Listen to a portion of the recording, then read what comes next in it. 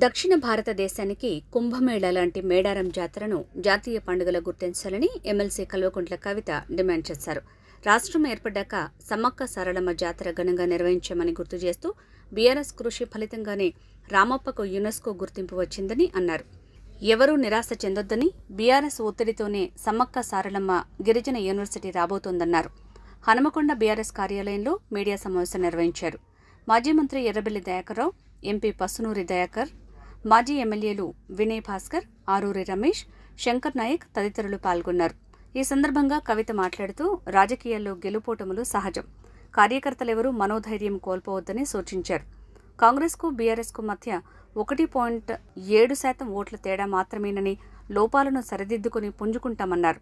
కొత్త ప్రభుత్వం ఏర్పడిన 100 రోజుల తర్వాత మా కార్యాచరణ ప్రకటిస్తామన్నారు. సౌత్ ఇండియా కుంభమేళా లాంటి మేడారం జాతరను జాతీయ పండుగగా గుర్తించాలని కేంద్రానికి ఎన్నోసార్లు విజ్ఞప్తి చేశామన్నారు. పెండింగ్లో ఉన్న పెన్షన్లు జనవరి 1 వరకు ఇవ్వాలని డిమాండ్ చేశారు. ఉచిత బస్సు ప్రయాణ సౌకర్యం వల్ల సామాన్య ప్రజలకు ఇబ్బంది రాకుండా అధికారులు చూడాలన్నారు. పురుషులకు ప్రత్యేకంగా బస్సులు ఏర్పాటు చేస్తారా అని ప్రశ్నించారు. అలాగే 200 యూనిట్ల లోపు కరెంటు వాడేటోళ్లకు ఉచిత కరెంటు ఇస్తామన్నారు. అలాగే 500 రూపాయలకే గ్యాస్ సిలిండర్, పెన్షన్ స్కీమ్ లబ్ధిపై ప్రజలకు క్లారిటీ ఇవ్వాలని కవిత డిమాండ్ చేశారు.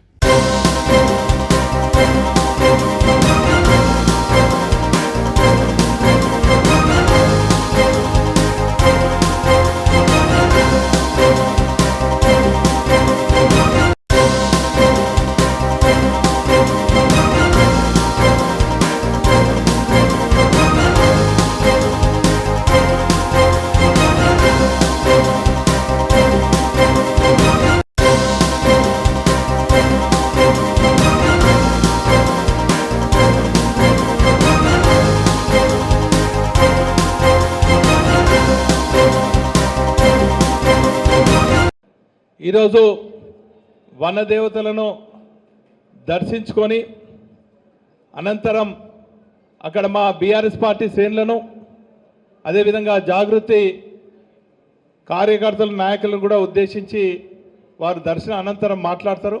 ఇప్పుడు మనను ఉద్దేశించి గౌరవ సోదరిమణి గారు కవితక్క గారు మాట్లాడాల్సిందని కోరుతున్నాను.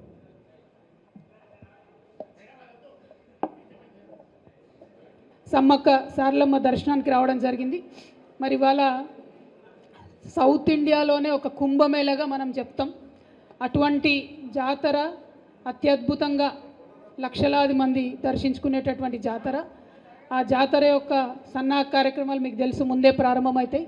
పెద్ద ఎత్తున ఎప్పుడు పోయి దర్శించుకున్న పుణ్యం అనే చెప్తారు.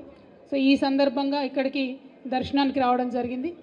మరి ఎప్పుడొచ్చినా సరే మా వినయన్న ఆతిథ్యం స్వీకరించకుండా పోవడానికి ఉండదు కాబట్టి వినయన్న దగ్గర ఆగి మిగతా మన గౌరవనీయులు దయాకర్ అన్న గారి దగ్గరికి, రమేష్ అన్న గారు, అట్లనే శంకర్ నాయక్ గారు, వేదిక మీద ఉన్నటువంటి యాదిరెడ్డి గారు, అట్లనే మా అన్న ఎంపీ దయాకర్ అన్న గారు, సీతారాం నాయక్ గారు, పెద్దలందరూ పార్టీ పెద్దలందరి సమక్షంలో మరందరం కలిసి దర్శనానికి వెళ్తూ ఉన్నాం.